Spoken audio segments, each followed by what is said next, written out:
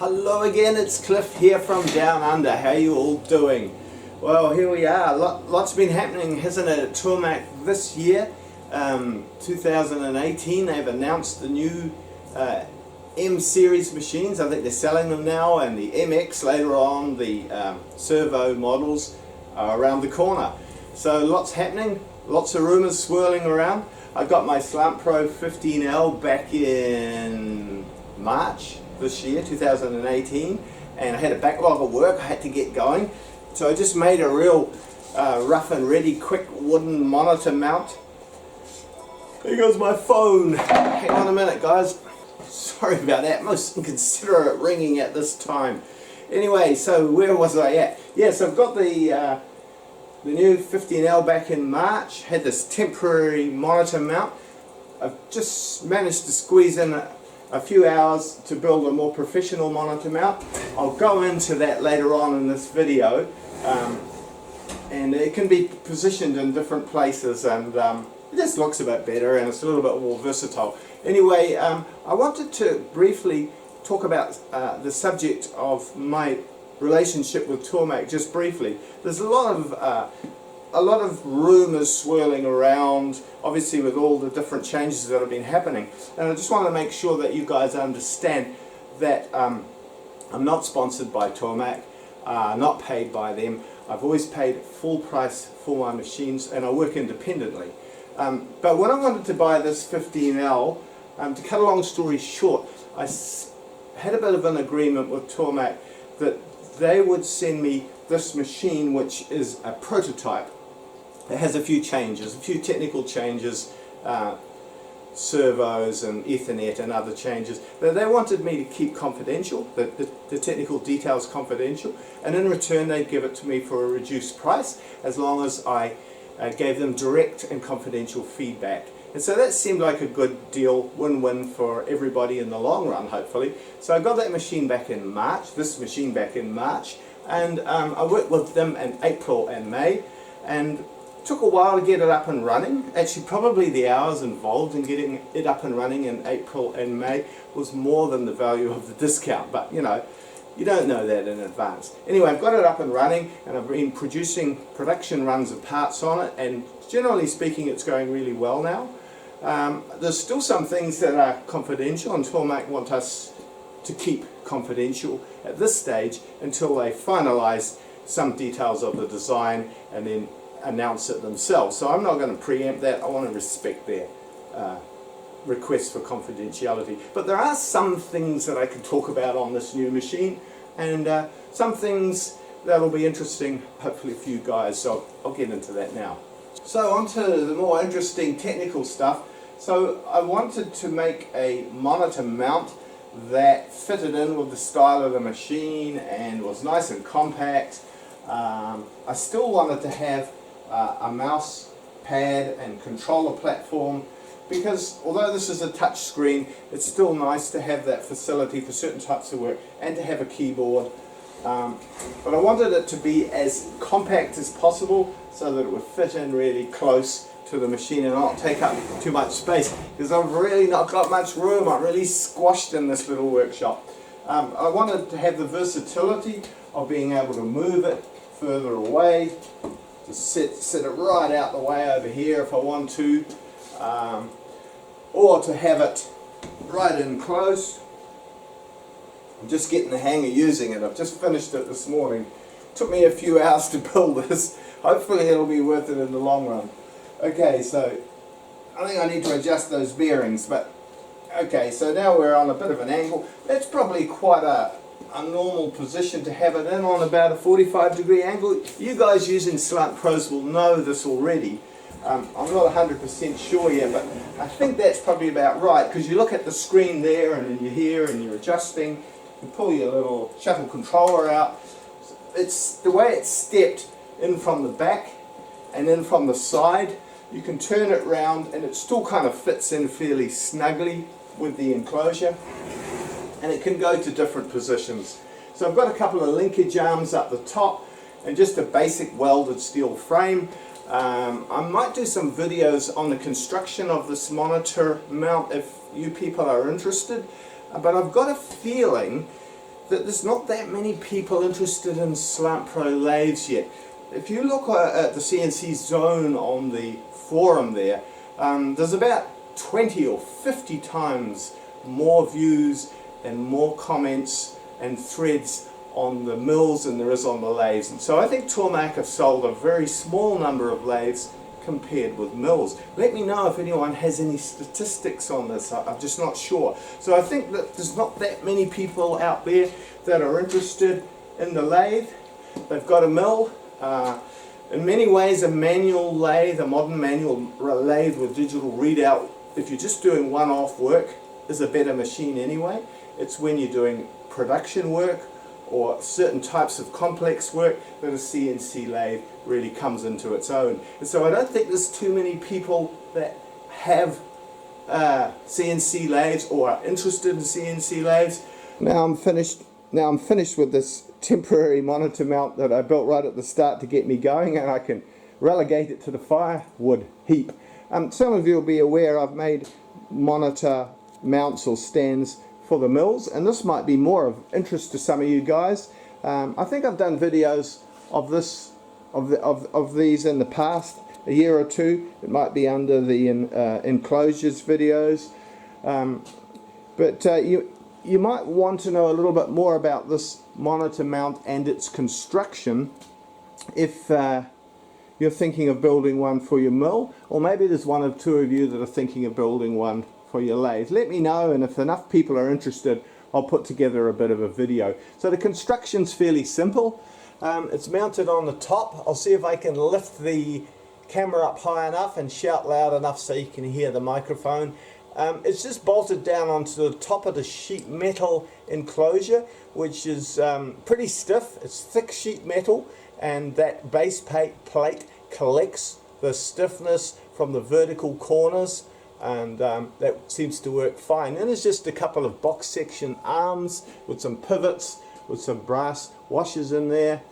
Pretty basic and simple, just a few hours work welded up out of scrap mild steel. In fact, I only spent $4 on the whole construction. I had to buy another can of spray paint. The rest of it was all made out of scraps that I've scrounged over the years.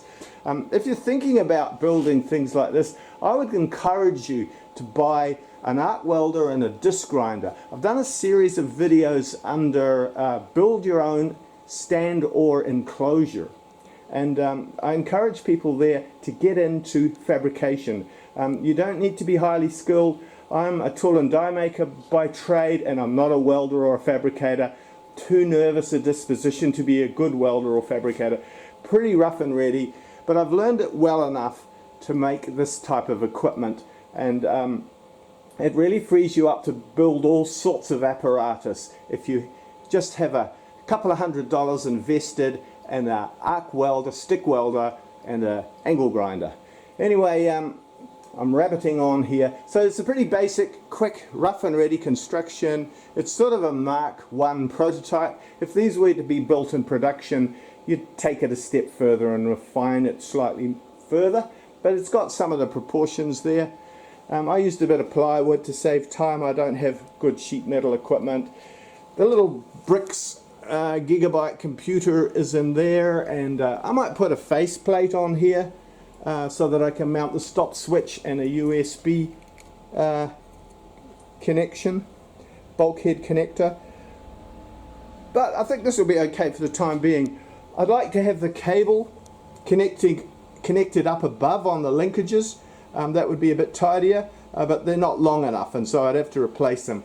But long term I may do that, although it may not be a problem having it connected down there.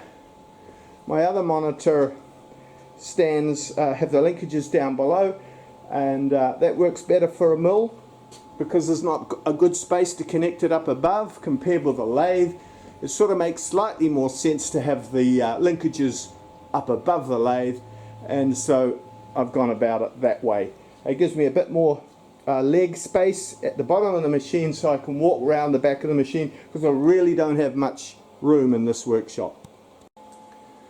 When you're developing a new design, and I've found this out over the years, it's a long-winded process, you know, to come up with a prototype, and then a Mark 1 and a Mark 2. It's not usually till you get to about a Mark 3 design that you're starting to get the design well resolved, and that can take months and even years. It's very difficult to look ahead and say how quickly this process will be resolved and when the production model will be available. Please don't pester Tormach with emails saying when will the new design be available, because it's a work in progress and you can't rush these things. I know myself that it's a slow process, and also you want to think twice about this. I personally think you want to think twice about buying the first version of a new design.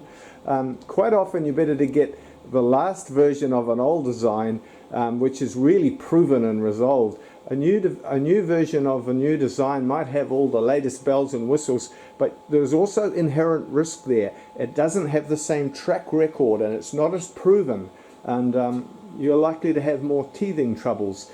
Progress is not always a linear thing, and making changes is always risky. I mean, there are some key pros and cons with this machine. A lot of you will be familiar that have been looking at it. It's got quite a low torque spindle. You know, the motor and belt and pulley system don't provide a lot of torque to the spindle, and you can't put big diameter steel parts in there and take big cuts. So that's an inherent weakness. You can see that when you just look at the design of it. It's a small machine, and it's very compact, and that's a great advantage. You can fit it into a very small workshop, tuck it in close to the wall, and that was the number one advantage for me. But there's some downsides that come with that. It's got quite a small travel in the Z. There's not a lot of room there. If you're working in front of a chuck, there's not a lot of Z travel, and there's not really room for a decent tailstock system the way it is now. The X slideway is really nice, well guided. I like the design of the X slideway. The Z slideway, a lot of weight hanging off this little back part of the dovetail here, and the screw is not in an optimal place, so you're going to get some backlash in there, some racking and slop, and some wear in the bed. I don't know how it's going to be long term. That concerned me right from the start. There's always trade-offs with designs. It's a small, affordable, compact machine. I quite like the design of the turret, but that's putting quite a lot of weight down on that little narrow area in the back there as well. So pros and cons with every design. For me, it's going to be a very useful machine, and it has been a very useful machine for doing production runs of small and medium sized parts.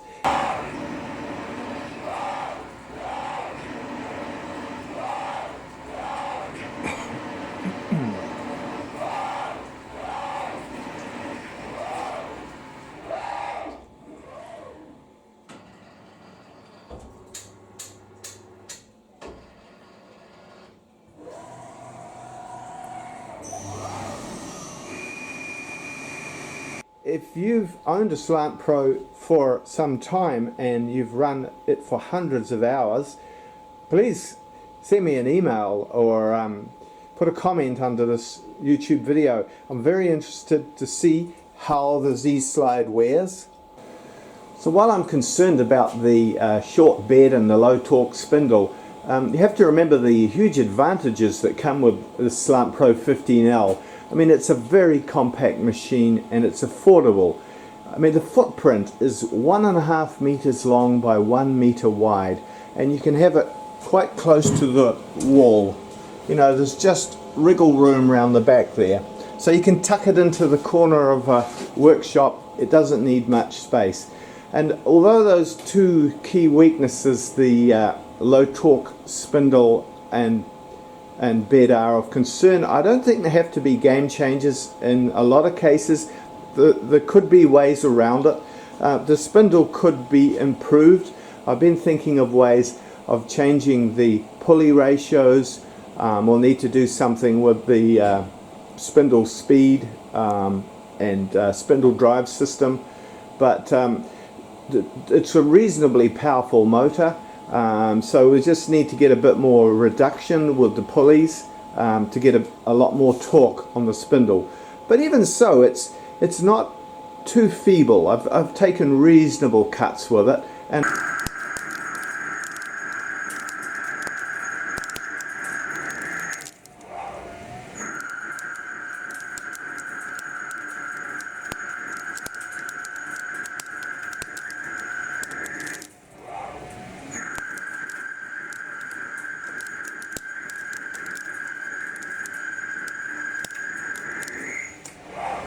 I know a lot of you folk out there will be doing small diameter work and aluminium work, and that doesn't take as much power. It doesn't take as much torque, rather. You know, obviously torque's the key thing. The horsepower, I think it's 3 horsepower spindle, is pretty useful as long as you get enough reduction to give you the torque for the large diameter work in steel. And the other problem, the shortness of the bed. I'll have a look around the end here.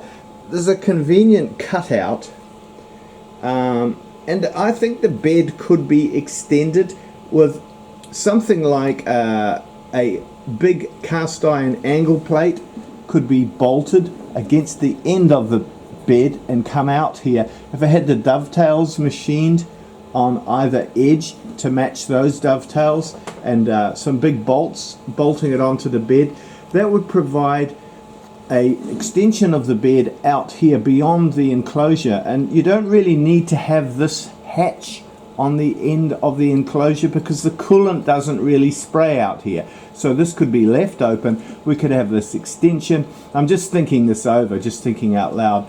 And then that extended bed, you wouldn't run the carriage out onto it, I'm not saying that, but you can park a tailstock on it and give a useful length between centers and make tailstock machining of large parts between centers viable.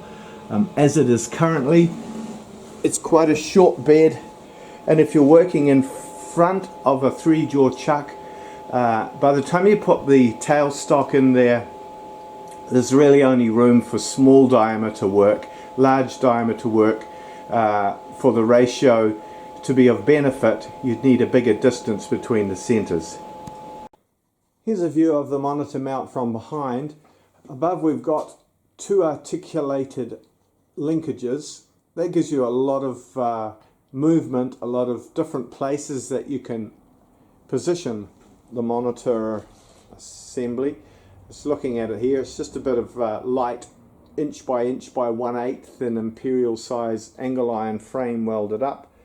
The monitor's just screwed on there. It's all pretty simple, straightforward really. Surprising how long it takes though, isn't it? You can see here the shape of the front of the enclosure being at 45 degrees lends itself quite well to a compact position, so that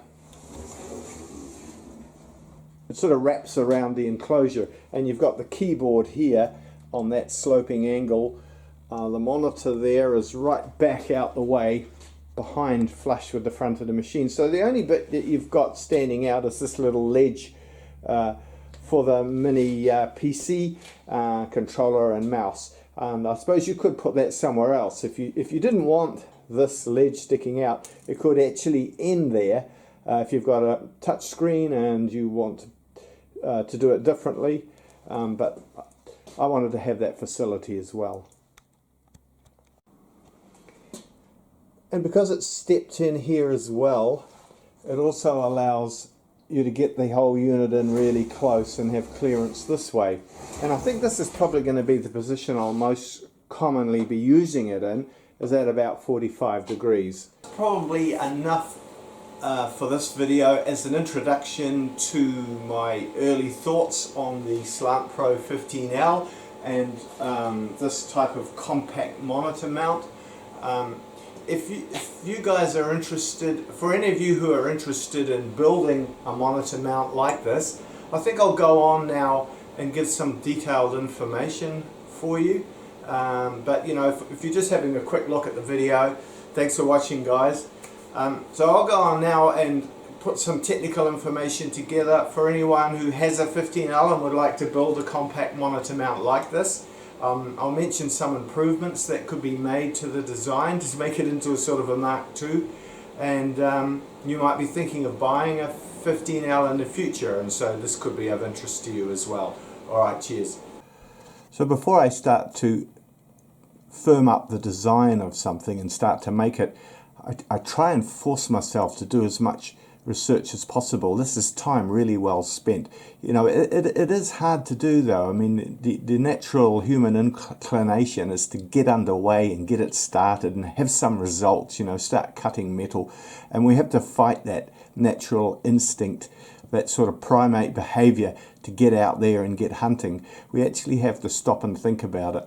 And so a bit of research is a really good discipline. You know, if you're trying to design the monitor and you want to know, well, where's the best place to put it, start off with researching existing machines. Go on Google Images and have a look at all the different monitor positions. And you can see from looking at these that 3/4 of them are on the right-hand side and facing the operator. So that probably means that a great deal of trial and error and research has resulted in that being the most successful position, and it's quite likely that you can save yourself a lot of time by following the clear favorite position. Okay, well, a quick test to see whether this mounting method is going to work, and yeah, that's pretty rigid. It's a good idea to do a sort of partial alpha prototype while you're constructing a new design, using the intended materials and sort of lashing it up and offering it up in the early stages, just to confirm that the fundamentals of your design are right. And that's effectively a partial alpha prototype, and it saves a lot of time, and you can fail and quit early and change direction without wasting a lot of time if you need to over some of the key design features. If you were designing this as a product to be manufactured, you'd assemble the whole thing up with all the monitor and keyboard and everything running, and then use it for a few hours and then note the improvements and then dismantle it all and then modify it slightly and make a Mark II and then reassemble it. And the process is very time consuming, and I don't want to spend that long on it. I'm just doing this in between jobs very quickly. So I'm going to run a risk and paint it now, and then do the first assembly, and then hopefully there'll only be a couple of minor mods that I can do without the paint being a big problem, and that'll be a kind of a Mark 1.5, and that will do. You know, you have to compromise a little bit when you're just making a one-off. You'd be extremely lucky to get it perfect the first time. I usually find with designs, it's not until you get to a Mark III that it's really resolved and refined. But you know, you just don't have time for that when you're doing a one-off design and construction. The articulated arms are fairly light box section tubing, and it's reasonably stiff and solid, but I wish I had used slightly bigger section. The existing arms are 40mm square, and these ones about 35, I think, millimeters square, but I had some 50mm square, and I should have used those. And so if you're building one, I'd get some 2" or 50mm or even rectangular section, just to give it that little bit more stiffness. It's alright as it is now, but you know, I think it would be just nice to have it rock solid, and it would probably look slightly more sturdy as well. You know, it's all about the looks. So that's an improvement I would make. Okay, so let's just video the sketches of the construction. So I'll slow down in a minute, and you can pause your screen if you want and take a screenshot and print off as a working drawing. So okay, here's a general isometric drawing showing the construction out of inch by 1/8 angle iron, just welded up. There's the structure of it there, down to this depth, and then there's a little plywood bottom put on it, a ledge, 12 mil or half-inch ply. This could be thinner ply, 10mm ply or something. So it's just welded up out of mild steel angle iron, 1 inch by 1 inch by 1/8 roughly. There's a mild steel disc welded on at the top for a 12 mil or half-inch bolt to go through for that main pivot. So have a look at those. I'll just hold the camera still now so you can pause the screen about there for those dimensions. Here for some more dimensions of the main pivot. I shifted the main pivot towards the front, so it's on the next drawing here. Here's a plan view of the articulated arms. Let's see, they're 750 long and 420 long, and I've moved the pivot point 110 millimeters back from the front edge. And you want a decent sized base plate to put that pivot in of say 12 millimeter thick mild steel, or even 16 millimeter thick if you've got a bit lying around. I used 9 millimeters and had to weld a little edge around it to stiffen it up. So you can see there, here's the arms, 420 long between centers and 710 long, just with mild steel bosses welded on. There's some of the dimensions there. I'll come away now. Do you want to take a screenshot and print that off? Alright, so that's the key dimensions there. I think there's enough other videos, other shots on the video to see the construction already. So hopefully you got enough information there. If you do need anything specific, send me an email. I can photocopy these and put them into PDF and send them to you if you're having trouble getting that information from the video. So send me an email, cliffhalldesign@gmail.com, and I can send you some information. Okay, so just going over how the pivots work. So in the base plate there's a 12 millimeter, or it could be half-inch threaded hole, and there's a stud put in there, a half-inch or 12 millimeter stud with a nylock nut and washer at the top. That's all greased up. That's all I've done there. For this one in the middle, there's a 12 millimeter bolt going through there, and I milled a little pocket in the bottom, and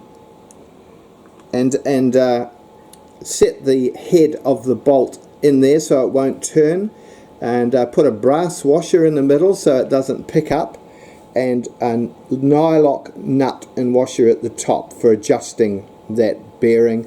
And in here, a thread in the bottom of this long boss, half-inch or 12 mil, and put in a length of threaded rod with a nut on the top.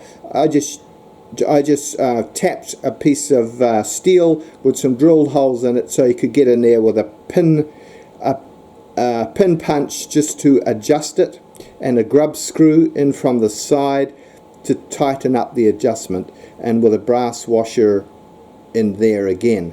So you just adjust that up with that little nut and tighten it all up with a grub screw. That piece of threaded rod is Loctited into that boss so it stays fixed.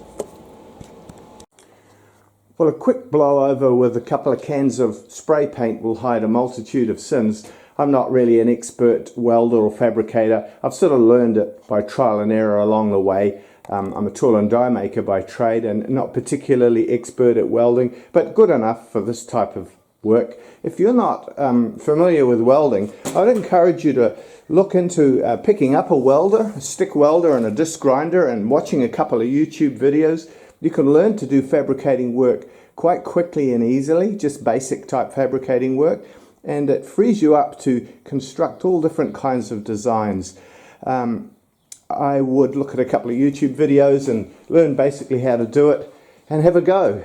I won't go through it in detail on this video because in a previous series of videos, I think it's about a year ago, if you look on my YouTube channel Thread Express, I go through build your own stand or enclosure series of several videos.